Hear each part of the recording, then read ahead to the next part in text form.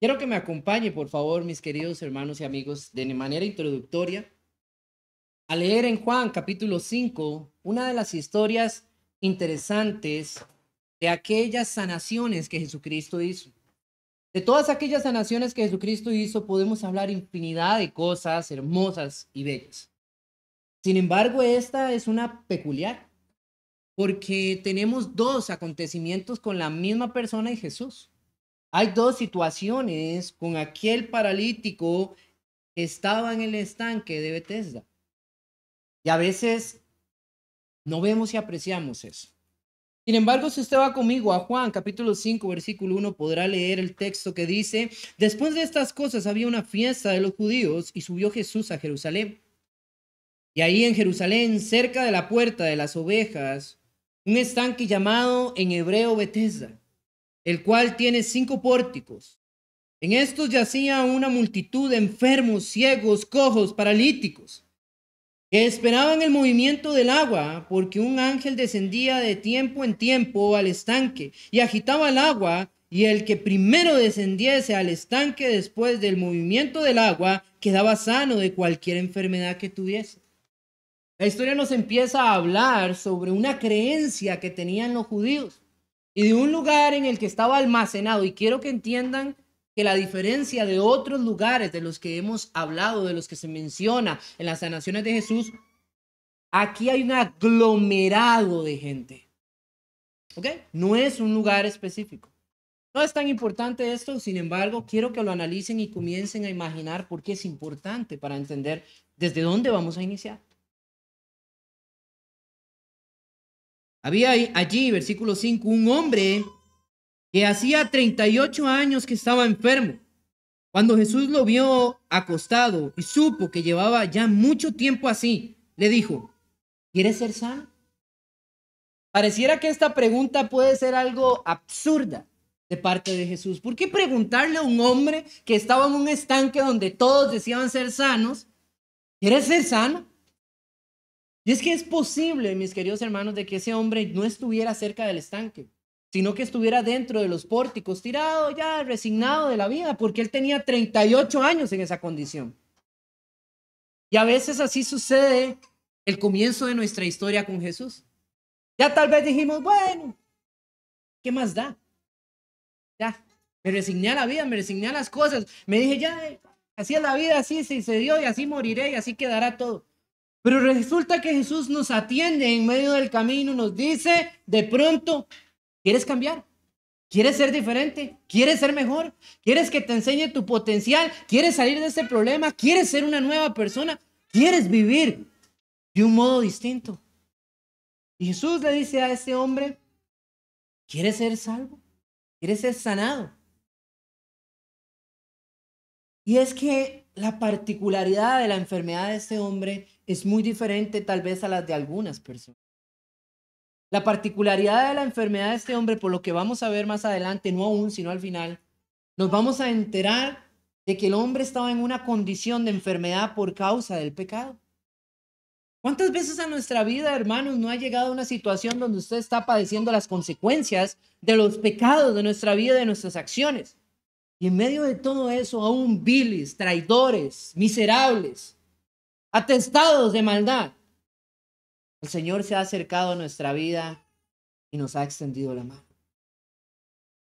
Si el Señor Jesús pensara en lo que usted y yo somos hoy como personas y no en lo que podemos llegar a ser al final de nuestra jornada,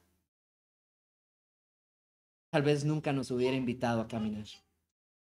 Usted y yo no sabemos nuestro potencial, mis queridos hermanos. No lo conocíamos cuando estábamos llenos de pecado y de inmundicia, pero el Señor sí. Y déjeme decirle que aún hoy hay mucho más que el Señor nos puede mostrar. Versículo 7. Señor, le respondió el enfermo, no tengo quien me meta en el estanque cuando se agita el agua. Y entre tanto que yo voy, otro desciende antes que yo. Jesús le dijo: levántate, toma tu lecho y anda. Y eso es suficiente. Eso es suficiente. La impactante escena de esta historia es algo que usted y yo no podemos ver si no tenemos un poquito de imaginación. Porque aquel hombre le dijo, Señor, yo soy paralítico. ¿Cómo voy a ser sano? Soy paralítico. Según la creencia popular, apenas se veía agitada esa agua. Y yo me imagino a aquellas personas, como aquellas que van en el mundo pensando en dogmas y en cualquier cuestión extraña que venga a su vida. Como cuando usted llegaba y caminaba y decía, es que esto si no va a salir mal, uy, toco madera, decía uno. Todo tipo de creencias, cualquier cosa ahí a la que uno se aferraba para tratar de en el misticismo del poder que está fuera de nuestro contexto, creer y pensar que algo puede salir bien o que uno sujetaría las situaciones negativas de la vida. No pase debajo de una escalera, porque es mala suerte. Ay, un gato negro, no se acerque, mala suerte. Tantas cosas, mis hermanos y amigos. Este hombre también estaba en una creencia popular, en un estigma, algo irreal. Cualquier corriente de aire sucedía ahí, todos se mandaban y no pudieron llegar a tiempo. Eran enfermos. ¿Cómo un ciego se mandaba a tiempo? ¿Cómo lo veía? ¿Ah? ¿Cómo un sordo lograba escuchar cuando el agua se agitaba? ¿Cómo un paralítico iba a mandarse de primero en el agua? Solo era una creencia popular.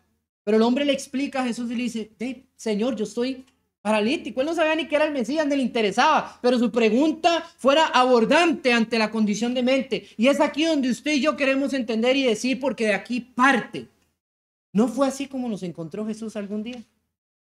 ¿No nos encontró desprovistos, obstinados, dependientes de nuestras propias fuerzas y abrumados por las tantas imposibilidades? ¿No fue así como Jesucristo llegó a nuestra vida y nos dio de su gracia? El sermón de esta mañana se llama No desprecies. Y mis queridos hermanos, yo quiero que ustedes y yo comprendamos y analicemos y englobalicemos la forma en la que Jesucristo encontró a este hombre y que le atribuyó sanidad y perdón a través del poder y el único y exclusivo poder que tiene Jesucristo. El único que también puede y lleva nuestra vida. Y aquí hay algo impresionante, hermanos, porque ¿cómo? ¿Basado en qué? ¿Qué habríamos hecho? ¿Qué hizo el hermano Alex? ¿Qué habría hecho el hermano Henry? ¿Qué hizo Walter? Andrei, que está ahí atrás. ¿Qué hizo cualquiera de estas personas? La hermana Hania, Mildred. ¿Qué habrían hecho estas personas, Mayera? ¿Qué hiciste para ganarte la salvación?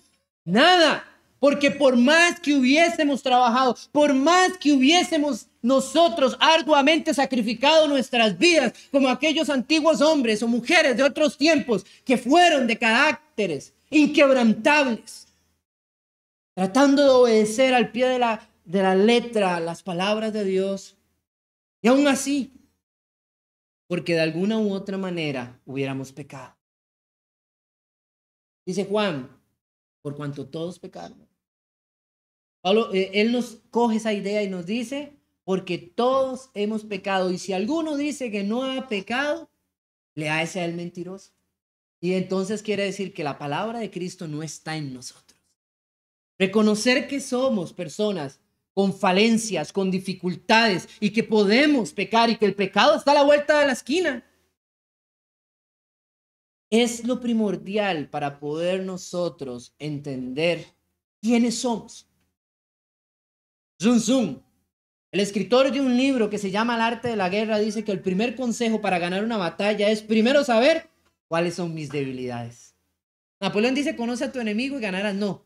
Sun Tzu, que fue un hombre que peleó 1000 batallas y nunca perdió, dejó un escrito y su primer consejo fue, conócete a ti mismo, sé cuáles son tus debilidades. En base a eso, no perderás ninguna batalla. Reconocer. Mis queridos hermanos, la gracia de Dios se ve instituida en ese hecho, de que cuando usted y yo sabemos que ya no vamos a más, y ella llega a nuestra vida restaurándola, cambiando los parámetros y haciendo diferente todo esto, se aplica de un modo increíble. Pero aquí viene una pregunta, ¿y qué es la gracia? La gracia del Señor, como dice en Efesios capítulo 2, versículo 8 al 9, dice, porque por gracia sois salvos por medio de la fe. Esto no es de vosotros, pues es don de Dios, no por obras, para que nadie se gloríe. La gracia es un regalo de Dios. Ustedes saben qué interesante, pero Usted no se gana los regalos que a usted le dan, ¿sabe? Sí, tal vez usted a veces es una persona muy hermosa con alguien, con su familia, alguien que usted ama, que estima, y usted llega y le da un regalo a esa persona, después esa persona le da un regalo de casi igual valor. Eso es como jugar el amigo invisible, ¿se acuerdan? Y usted llegaba y decía, el amigo invisible 10,000 colones, y usted sabía que eran 10,000 y 10,000, y usted siente el regalo, pero al final no hay ganancia porque usted ha puesto lo mismo. Pero cuando usted no ha dado y alguien simplemente llega y te dice, tome un regalo, ¿qué significa eso? No es bonito. Así sea un presente, un detalle, alguien que construyó algo con sus manualidades o algo que usted ocupaba y que esa persona lo sabía. Alguien que llegó de un momento a otro y te hace, tome para que se endulce la vida un chocolatito. Se siente lindo. ¿Y saben qué es lo mejor de todo? Que usted no hizo nada para ganarse eso. Eso es también la misma forma en la que Dios nos entrega la gracia. La gracia del Señor es un regalo inmerecido, pero no solo eso, sino que la gracia del Señor también tiene algo más importante, según Tito, capítulo 2, versículo 11 y 12, leo para ustedes. Porque la gracia de Dios se ha manifestado para salvación a todos los hombres, enseñándonos que, renunciando a la impiedad y a los deseos mundanos, vivamos en este siglo sobria, justa y piadosamente. La gracia de Dios también nos conduce a una vida sobria. Eso es algo.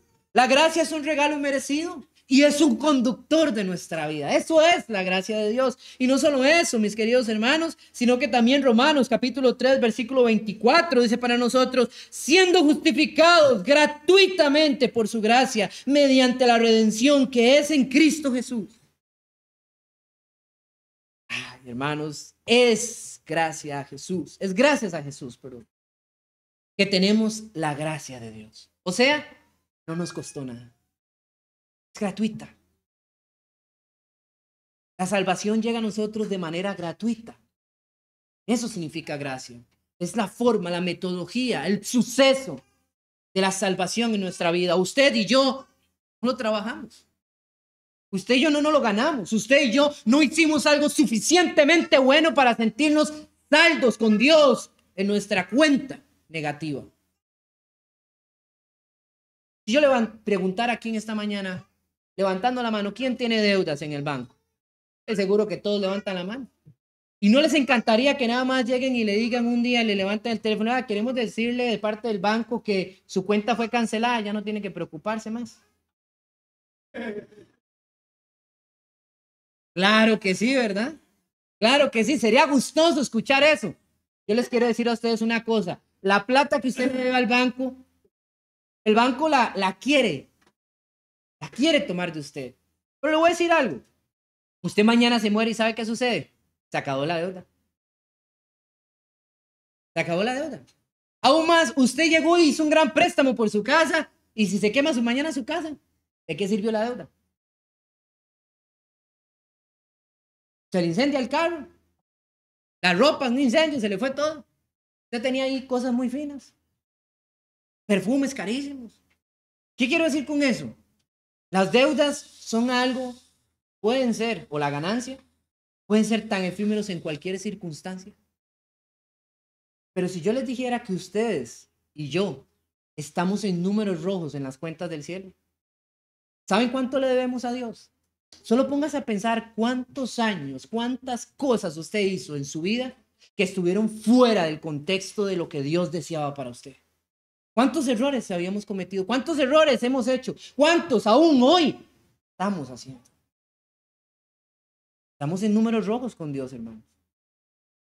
¿Sabe qué dice Cristo? No hay problema. Ya pagué eso. Yo lo pagué. No te preocupes. Solo continúa. Porque la gracia nos invita a hacer ese cambio de estilo de vida. La gracia del Señor, ese amor inmerecido de parte de Él.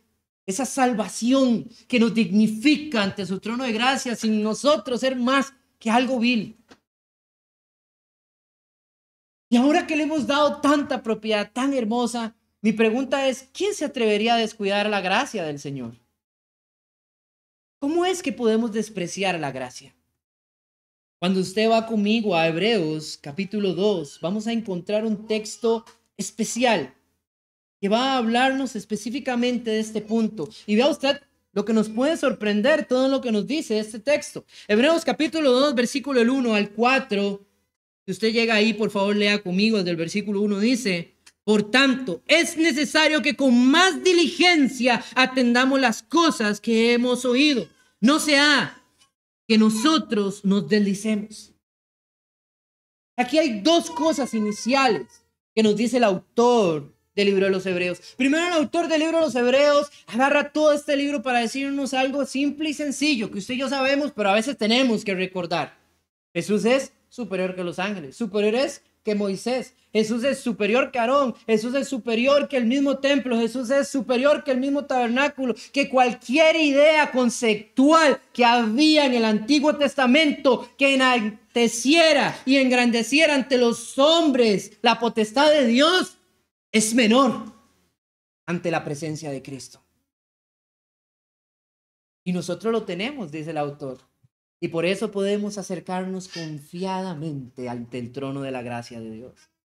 Pero él llega y cuando está argumentando esto, él dice, los ángeles hicieron un trabajo en otro tiempo, pero nosotros tenemos una situación especial. ¿Cuál es? A ellos, los del Antiguo Testamento, les predicaron ángeles enviados por Dios para hablar todas estas cosas. Sí. Cada vez que en el Antiguo Testamento decía, y Dios llegó y le dijo, y Dios le habló, y Dios, eran ángeles haciendo el trabajo y la función para aquellos hombres, para que comprendieran, para que atendieran.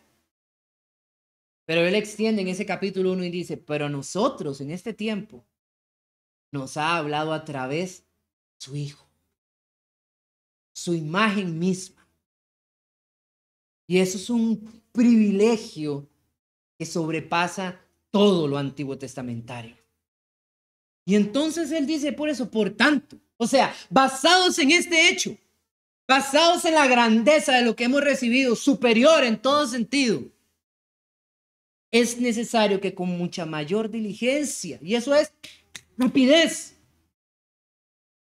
atendamos las cosas que hemos oído. No el chisme que se cuenta ahí en la esquina, no. Ese no. Ese sí lo atendemos rapidito, hermanos. Yo le digo a la gente que el ser humano es chismoso por naturaleza. Encanta conocer lo que no sabe y lo transmite mucho mejor que transmitir un texto bíblico. ¿Usted no ha visto eso? Una persona llega y escucha un chisme, lo escucha y se lo cuenta a otra persona. Usted lee un texto bíblico y se lo va... Ay, ya se me olvidó. ¿Por qué? Interés, hermanos, así se llama. Interés. ¿Dónde está nuestro interés? Y el autor del libro de Hebreos es lo que dice. Por tanto, o sea, enalteciendo un hecho sustancialmente grande, es que deberíamos de estar prontos a prestar atención. La palabra de Dios. Si estuviéramos viendo un partido no nos aburre, aunque pelotean 50,000 veces la bola para un lado para el otro. Si estuviéramos viendo una película que, como yo, El Gladiador, que la he visto 50,000 veces y la ponen y la sigo viendo, y no me aburro, y ya sé lo que va a pasar. Y digo, ya le voy a cortar la cabeza, y ya sé, pero le presto atención. Pero a veces sentarnos a escuchar la palabra de Dios, a hablar, dialogar, estudiar de la palabra de Dios, 5 minutos y ya estamos cabeceando, ya estamos durmiendo, ya hay pereza, ya me desconcentro. ¿Por qué? Porque no estamos prestando atención, porque no estamos entendiendo lo importante, porque no estamos alerta. Eso es lo que se nos dice a través de la Escritura, dormidos en los laureles. O sea, que es que cuando usted debería estar trabajando, se duerme. Haga eso usted en su trabajo para que vea cómo lo despiden en 2 momentos. Y para los que lo hacen, si lo pillan, no hay nada que decir. Pero el Señor así nos puede agarrar, dormidos en los laureles. Y el texto tiene 2 cosas importantes. Nos podemos, ¿qué? Deslizar. Vea lo que dice. Por tanto, es necesario que con mucha mayor diligencia atendamos las cosas que hemos oído, no sea que nos deslicemos. Y esa palabra que está ahí es una palabra en griego que viene del índole de las palabras que se utilizan en lo marino. en la pesca, en los botes, en todo lo que tiene que ver con el índole marino. Y esa palabra refleja cuando usted deja un bote y no lo soca en la esquina, no lo talla, no le hace bien el nudo. ¿Y qué hace el bote? Se va. Eso significa, esa es la idea general, la profundidad de esa palabra. Deslizarse. Usted sabe que usted no se desliza de un momento a otro, usted se desliza ¿cómo? Poco, poco, poco. El mecate se va aflojando. Como el caballo que usted llevaba, y si usted no lo socaba allá en el viejo oeste bien a la cerchera, cuando se daba cuenta el caballo, ¿qué? Se fue. Poco a poco, hermanos, se desliza. Nuestras vidas es lo que sucede y es exactamente, y uno dice, ay no, yo amo tanto al Señor y verdad que el Señor tan grande y que el Señor acá, y en medio minuto donde usted llegue y sale una posibilidad para cometer un error, son 5 segundos y ya lo estamos haciendo. ¿Por qué? ¿Saben por qué? Cuando Pablo dice que hay que estar prestos a las cosas que están pasando en nosotros y nos dice que hay que estar viendo que cuidado, pequemos. Que hay que ver ese detalle allá en 1 Corintios, capítulo 11. Cuando él habla sobre estas cosas, hermanos, él lo aduce a una circunstancia. El día del pecado no es un día que se produjo esa tarde o esa noche. El día del pecado se produjo hace muchos días atrás. ¿Cuándo? Cuando comenzamos a deslizarnos. ¿Ustedes creen que un terraplén se vino porque en el momento ya cayó? No, eso venía aflojando. De un momento a otro sucede. También nos dice que por causa de no atender a la palabra de Dios. ¿Qué pasa cuando llegamos a la iglesia, hermanos? Si llegamos y escuchamos al ministro que está hablando en el momento, en el tiempo, o la clase, o algún testimonio de vida que algún hermano nos cuenta de lo que ocurrió, y uno es todo como insignificante. Ah, sí, qué bonito sonó eso y todo. No atendimos una solicitud y puede que el Señor nos esté hablando en ese momento y a tiempo. Y después uno llega y le dice, Señor, ¿por qué? Y el Señor nos podría decir, ¿por qué usted no más bien prestó atención?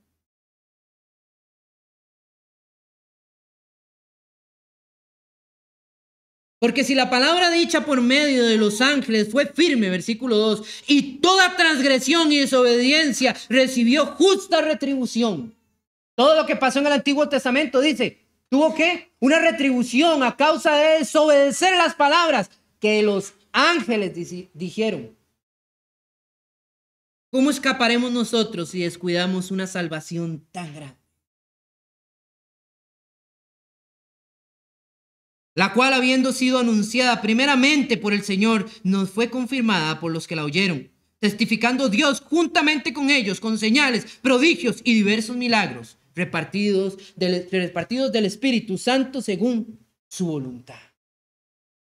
Dice, ¿cómo es posible que si aquellos de la antigüedad, cuando desafiaron a Dios, recibieron el castigo adecuado, nosotros, en quien el Señor ha tomado forma de hombre para venir a nosotros en condición de hombre, pagar, cumplir, hablarnos, decirnos, transmitirlo a un grupo de hombres, de personas que también a través de las obras maravillosas del Espíritu Santo confirmaron para nosotros el hecho contundente que eran verdaderas, y nos vamos a poner a desafiarlas? Yo le voy a decir usted una cosa, mi querido hermano y hermana, el día de hoy, amigo, visita, que nos acompaña. Si Dios le dijera a usted que hiciera algo, ¿usted se atrevería a desafiarlo? La respuesta es fácil, sí, porque estoy seguro que ya lo hemos hecho. Esa es la verdad. Y es una dura verdad que tenemos que entender. La palabra de Dios, dice el mismo texto después, más adelante, es viva y eficaz. ¿Y por qué creen que llega él, autor, y dice esto? Porque está hablando desde este mismo punto. No creamos, hermanos, que la palabra del Señor solo porque está escrita en un libro hoy y está ahí, que calladito. Y si usted no la lee, no la sabe, pero ahí se queda. No crea que no tiene poder. Tiene poder. Y cada día enjuicia su vida por causa de la desobediencia. Cada día enjuicia nuestras conductas a causa de nuestra desobediencia. Pero si nosotros somos justos y veraces delante de Dios, entonces más bien testifica de que somos genuinos delante de Dios, que somos sus hijos y que somos acreedores de esa gracia inmerecida. No porque nos la hayamos ganado, sino porque somos responsables.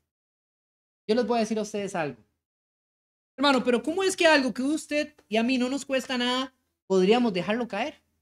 ¿Cómo es que podríamos dejar caer la gracia de Dios en muchos textos, hermanos? Pero yo les voy a decir a ustedes algo. Si yo me acerco a alguno de ustedes y les doy un regalo y usted lo agarra en sus manos, yo le doy un regalo y usted lo deja caer al suelo y se va, el regalo es suyo, pero ¿dónde está? Tirado en el suelo. ¿Dónde va a encontrar el Señor Jesucristo el día que venga la gracia que nos ha otorgado a través de su sacrificio físico, doloro? ¿Dónde va a encontrar la gracia del Señor? ¿Revistiendo nuestras vidas o tirada en el suelo? ¿Dónde va a encontrar ese presente tan maravilloso? Quiero decirles que las condiciones en las que pueden caer aquellas personas que desprecian la gracia de Dios son absolutamente aterradoras. La segunda carta de Pedro, capítulo 2, versículo 20, tiene para nosotros una idea para que entendamos que sí, se puede caer de la gracia del Señor y para que sepamos también cuáles son las consecuencias de haber recibido tan dicho regalo y haber nosotros dejado en el suelo como si fuera algo insignificante.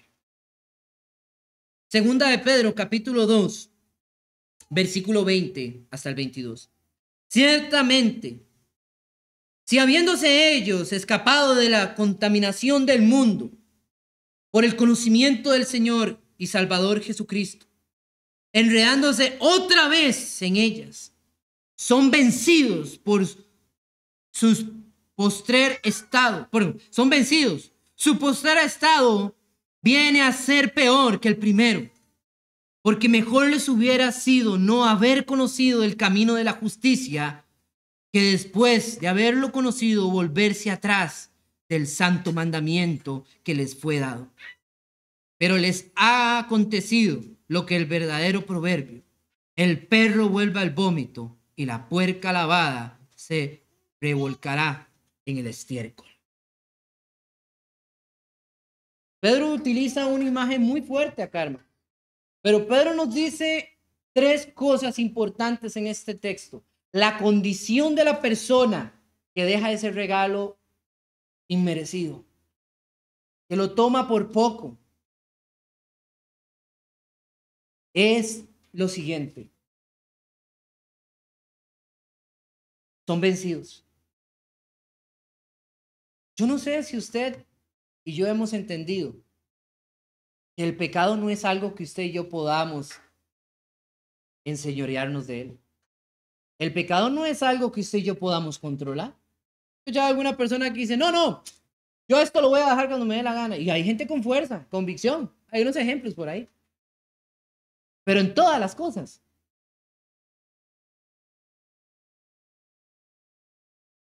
Si alguien puede detener el pecado en su vida, ¿por qué no lo hace ya? No peca más en nada. Me encanta cuando Dios habla a Caín allá en Génesis capítulo 4. Y él le dice, el pecado está a la puerta. Y él con todo te enseñoreará. Tú no a él, él de ti. Usted no va a ser amo y dueño del pecado. El pecado va a ser dueño y amo de usted. Por eso Pedro dice, ¿son qué? Vencidos. Su estado viene a ser peor. El Señor Jesucristo ha contado, y no lo traje tanto porque extender más el tiempo, una alegoría sobre un hecho y dice que aquella persona es como el demonio que se fue de una casa y después vuelve y la encuentra barrida, limpia, acondicionada y dice, wow, esto está genial. Y va y se vuelve y trae 7 peor que él. Hacen un desarme en ese hogar. No es que literalmente un demonio se nos va a meter, no. Es que la condición pecaminosa de aquellos que conociendo al Señor y su verdad, deciden volver atrás y olvidarse de todo, llega a ser peor. Llega a ser peor. Por eso vemos a personas que aunque caen de la fe, les cuesta demasiado volver y regresar. Entre más pasa el tiempo, su condición va empeorando continuamente. Mis queridos hermanos, peligroso. Pedro al final dice gráficamente, para llevarnos a una idea bastante grande y fuerte, es como cuando el perro vomita y chupa otra vez ese vómito. Dice, oh, se me salió esto, voy a volverlo a lamer. Dice el perro. Es alimento. Eso es la persona que va de vuelta al pecado. Se quiere volver a alimentar de lo que ya ha excretado por su boca.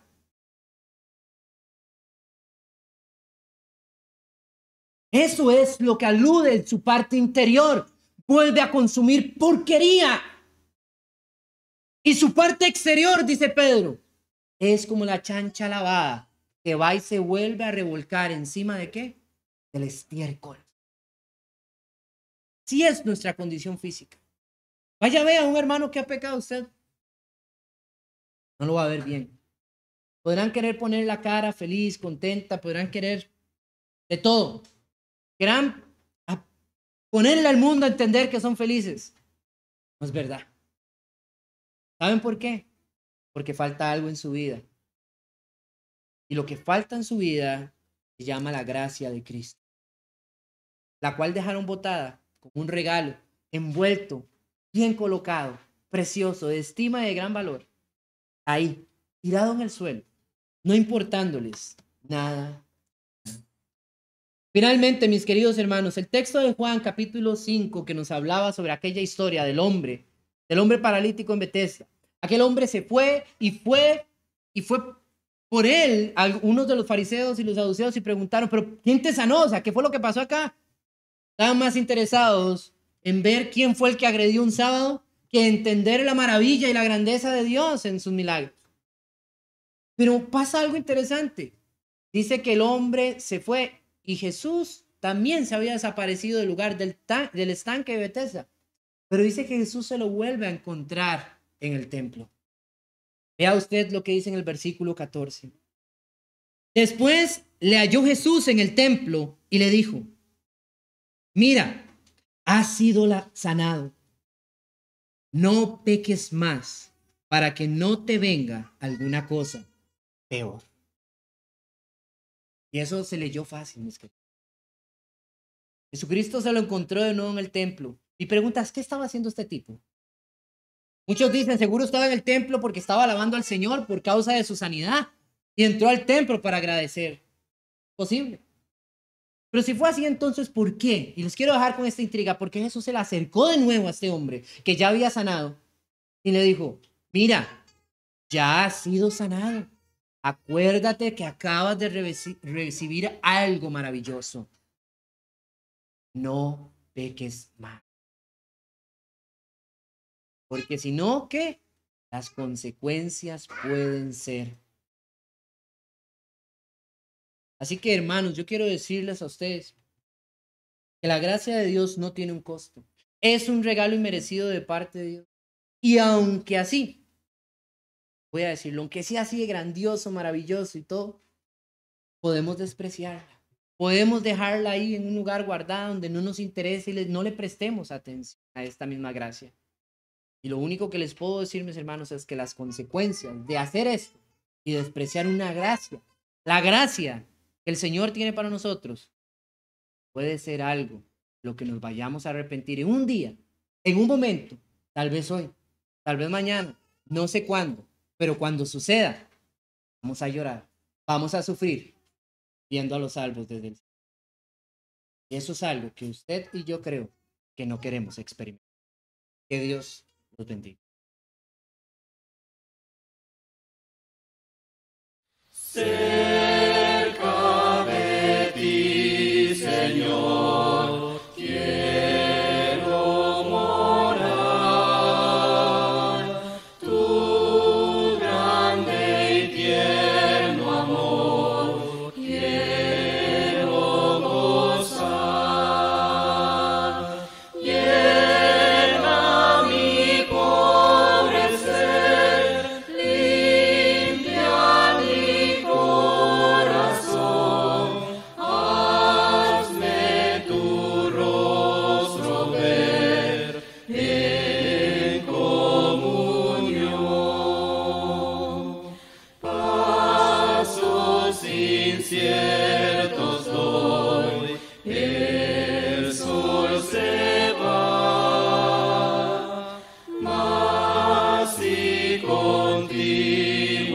soy, no temo ya.